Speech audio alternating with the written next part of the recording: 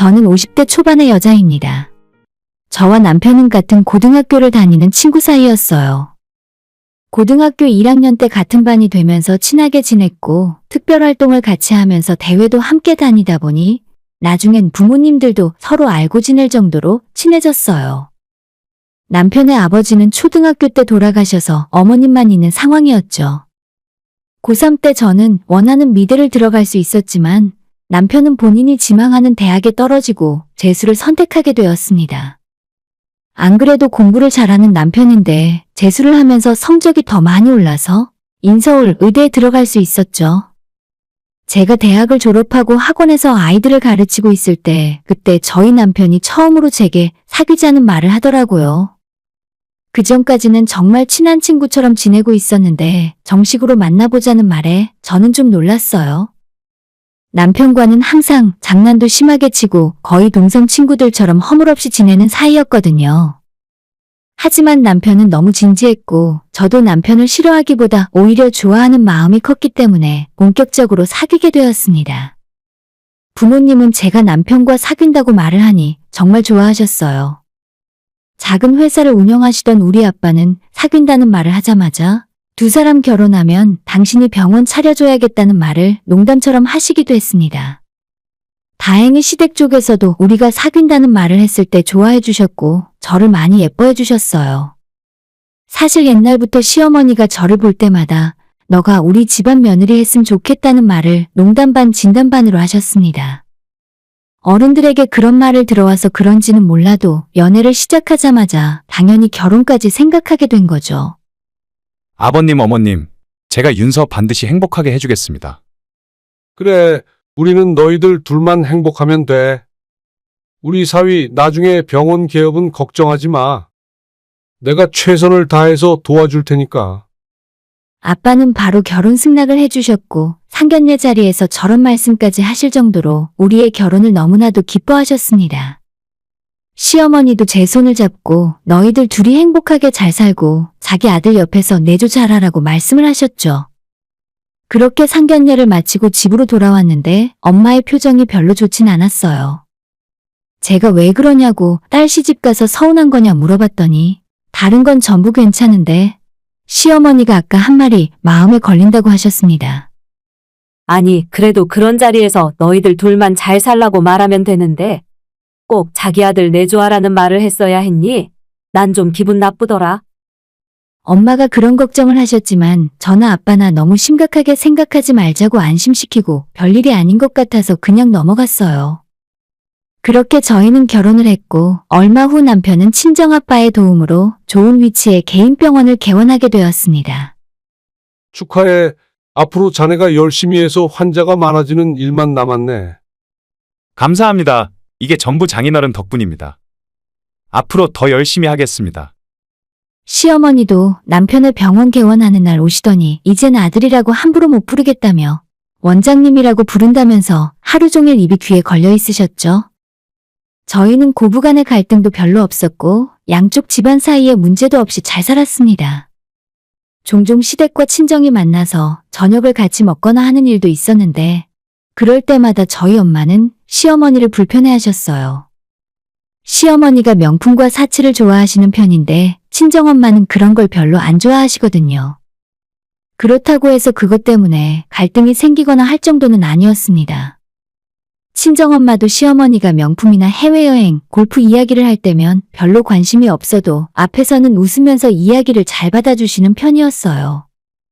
한 번은 같이 식사를 하는 자리에서 시어머니가 친구분들과 괌으로 골프 여행을 간다고 자랑을 하셨는데 그걸 들은 저희 엄마가 괌은 너무 비싸지 않냐면서 차라리 동남아로 가면 돈을 훨씬 아낄 수 있다고 말씀을 하셨습니다. 요즘 얘기 들어보니까 병원도 힘든 곳이 많다 하더라고요. 굳이 그렇게 비싼 곳에 가지 않아도 얼마든지 좋은 데가 많은 것 같아요. 라고 엄마가 이야기했더니 시어머니가 발끈하며 화를 내셨죠. 내가 내 돈 쓴다는데 무슨 상관이에요? 그렇게 비싸지 않은 곳으로 저도 다 알아보고 결정한 거예요. 가끔 보면 안 싸도는 걱정이 너무 많은 것 같아. 우리 집안 사정에 너무 이래라 저래라 하진 않았으면 좋겠네요.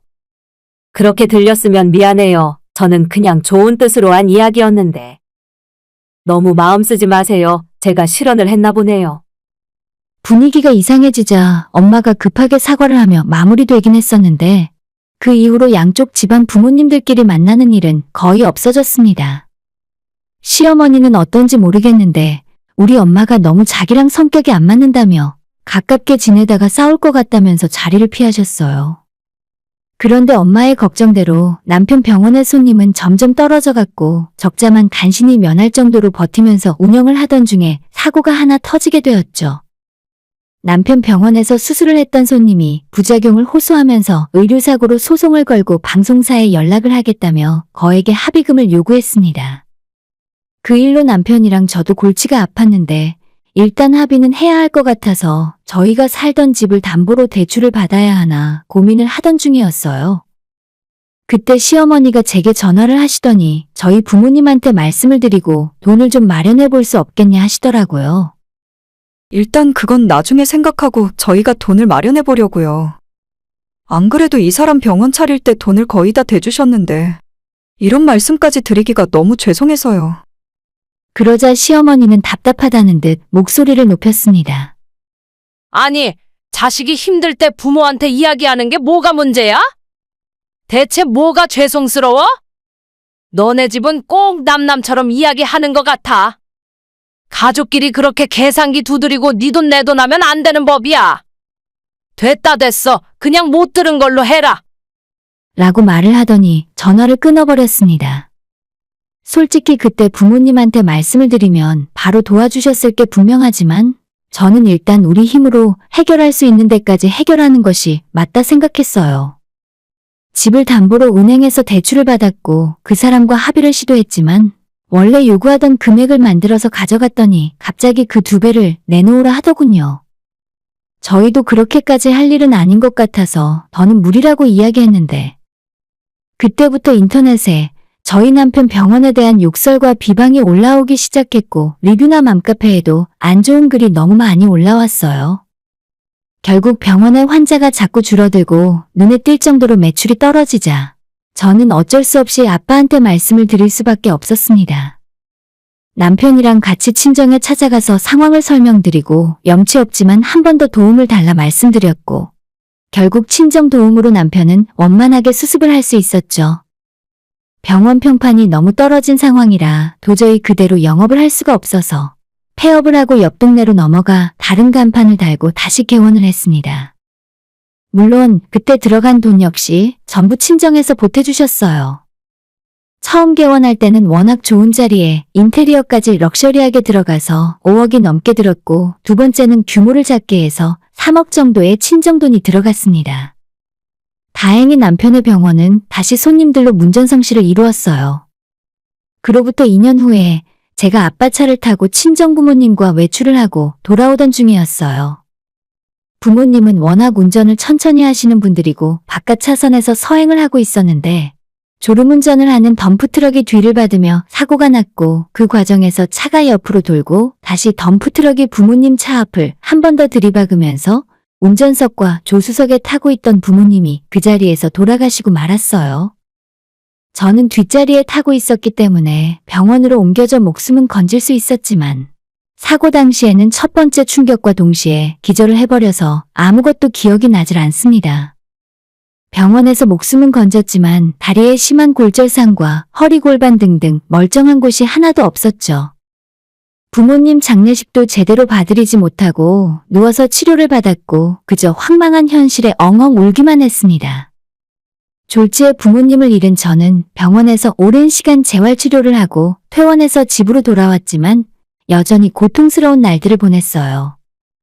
몸이 아픈 것도 힘들었지만 사고 때문에 부모님을 잃었다는 사실이 더 힘들었습니다. 퇴원은 했지만 여전히 혼자 거동이 불편한 상황이었고 일주일에 3번씩 병원을 다니며 물리치료와 재활을 받고 있었어요. 그런데 사고 이후로 남편이 조금씩 변하는 것이 느껴졌습니다. 제가 다리를 저으며 거실로 나오기만 해도 그런 제 모습을 보며 인상을 써버렸고 저와 말도 섞기 싫다는 듯 자기 방으로 들어가 버렸어요. 매일 집에 늦게 들어오고 주말에는 항상 골프 약속 같은 걸 잡아서 아침 일찍 나가는 바람에 저와 보내는 시간이 없어졌습니다. 너 맨날 아프다고 징징대는 소리 듣고 싶지 않아. 너 보고 있으면 나까지 우울해진다고. 남편뿐만 아니라 시어머니도 저한테 불만이 많으셨습니다. 몸이 그렇게 되었으니 아이 갖기도 힘들고 애를 낳아도 제대로 키우기나 하겠냐며 저를 볼 때마다 혀를 차고 손가락질을 하셨죠. 부모님이 안 계시니 저는 시댁에서 환영받지 못하는 존재가 되었고 그저 집안의 애물단지로 전락했어요. 몸도 안 좋은데 밖에 쏘다니지 말고 집에서 청소 빨래나 똑바로 해라. 너희 집 일 다 하면 우리 집에도 와서 좀 하고. 어머님은 아예 저를 가사도우미쯤으로 생각하시는 것 같았어요. 그러다 하루는 시댁에서 손님들이 많이 오기로 했다면서 와서 음식 준비를 도우라고 명령을 하셨죠. 아직 보조기구의 도움 없이는 똑바로 걷기가 힘들어서 목발을 짚고 시댁에 들어서니 현관에서부터 시어머니가 못마땅한 얼굴로 저를 째려보셨어요. 어쨌든 주방에서 음식 준비를 다 하고 상까지 세팅을 해놓았더니 어머님께서 이제 손님이 오실 시간이니까 너는 방에 들어가서 손님들 돌아갈 때까지 절대 나오지 말라고 하셨습니다. 그날 시댁 친척들이 모인 자리였고 밖에는 남편과 시아버지도 있었는데 그 누구도 저한테는 신경을 전혀 쓰지 않았습니다. 손님들이 와서 식사를 하고 술을 마시면서 웃고 떠드는 소리를 들으며 방에 혼자 들어앉아 숨죽이며 시간을 보냈어요. 거실로 나갈 수 없으니 화장실도 가지 못한 채 4시간 정도가 지나자 손님들이 다 돌아간 후에는 저를 불러내서 뒷정리를 시켰습니다. 저는 제대로 식사도 못했는데 그 집안 식구들이 먹고 놀았던 자리를 정리하면서 대체 내가 이게 뭐하고 있는 건가 싶은 마음이 들었습니다. 그날 결국 저는 남편과 이혼을 결심했어요. 당시에 남편은 집에 거의 들어오지 않았고 일주일에 5일 이상을 저희 집이 아닌 시댁에서 지내고 있었죠. 그래서 남편 병원으로 이혼 서류를 보냈습니다. 그 이야기를 들은 시어머니는 기다렸다는 듯이 잘 선택한 일이라 하시더라고요. 그래, 너도 그동안 고민이 많았겠지만 결국 이게 모두를 위해 좋은 결정이라고 생각한다. 부부끼리도 서로 침이 되면 안 되는 법이야. 그리고 이혼 이야기는 너가 먼저 꺼냈으니까 위자료 같은 건 받을 생각도 하지 마라. 하고 전화를 끊어버리셨습니다. 남편은 이혼에 대해 이야기를 하자고 하면 자기 엄마가 다 알아서 하기로 했으니 이혼 관련해서는 시모와 이야기를 하라며 제 연락을 피했습니다. 그때는 정말 너무 서럽고 억울한 마음에 부모님 사진을 보며 매일 울었어요. 그러다가 한 번은 새벽에 잠이 깼는데 거실에서 오랜만에 남편의 목소리가 들리더라고요. 누군가와 통화하는 목소리였습니다. 이제 얘한테 나올 것도 없는데 내가 뭐하러 몸도 불편한 애랑 계속 살겠어. 그래도 먼저 이혼하자고 하니까 다행이지. 엄마가 하는 말 들었더니 얼마 못 버티고 지가 먼저 이혼하자더라. 난 이혼하면 바로 새로 장가갈 거야. 결국 이혼은 남편과 시부모가 전부 계획적으로 꾸민 일이었어요. 부부 관계이지만 어릴 때부터 20년 가까이 친하게 지낸 친구인 저를 그저 돈으로만 봤었나 봐요. 저런 사람의 본성을 알아채지 못한 제가 너무 바보같이 느껴졌습니다. 남편은 얼마 후에 본인 방에서 물건을 챙겨서 그 새벽에 다시 나가버렸습니다. 저도 남편과 같은 공간에 있고 싶지 않아서 며칠 후에 혼자 살 수 있는 집을 구해 나와버렸어요. 이 소식을 들은 친구는 저보고 그냥 이혼해주지 말고 소송을 걸어서 병원에 들어간 돈이라도 다 뺏어오라는 말을 하더라고요. 하지만 저는 어디서부터 어떻게 해야 할지 아무것도 몰랐습니다. 얼마 안 되는 시간에 너무 큰 일을 여러 번 겪었고 당시에는 제 몸 하나 추스르기에도 정신이 없었어요. 그렇게 얼마 후에 저와 남편은 합의 이혼을 하게 되었고 위자료 이야기는 하지 않았지만 일정 금액의 재산을 분할받고 끝내게 되었죠. 부모님도 잃고 완전히 혼자가 된 저는 그냥 세상에 붕 떠있는 사람 같았습니다. 재활도 아직 끝난 상황이 아니라서 몸은 여전히 많이 불편했습니다. 물리치료 받는 날을 제외하고는 집에서 외출도 하지 않았고 혼자 무기력하게 하루 종일 집에 있었더니 그런 저를 보다 못한 친구가 예전에 하던 그림을 다시 한번 그려보는 것이 어떻겠냐는 말을 하더라고요. 대학 졸업하고 전공을 살리지 못한 채 일반 회사에 취직해서 결혼 전까지 몇 년 일을 했었거든요. 그 이후로는 남편과 결혼하면서 살림만 하고 오랜 시간 동안 그림은 다시 손에 잡아본 적도 없었습니다. 친구의 격려를 받아 저는 재활치료의 일부분이라 생각하고 다시 펜을 잡고 그림을 그리기 시작했어요.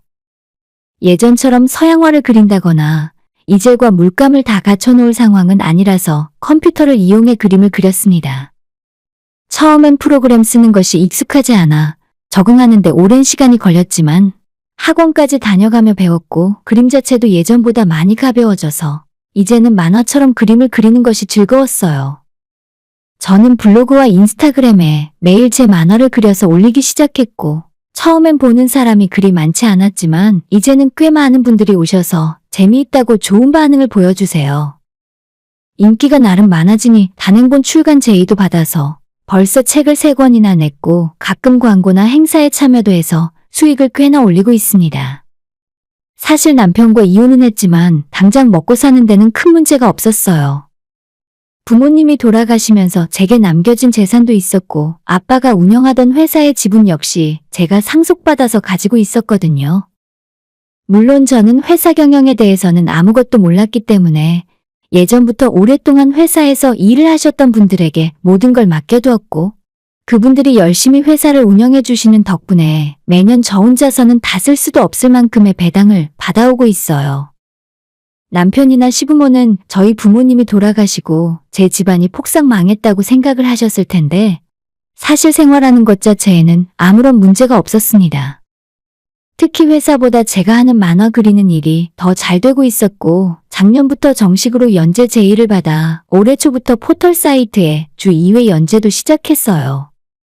원래 하던 블로그의 업로드도 여전히 하고 있고 포털 사이트 정식 연재까지 하려니 혼자서는 감당이 안 되는 수준이라 얼마 전에 정식으로 사무실을 내고 제 일을 도와줄 사람을 고용했습니다.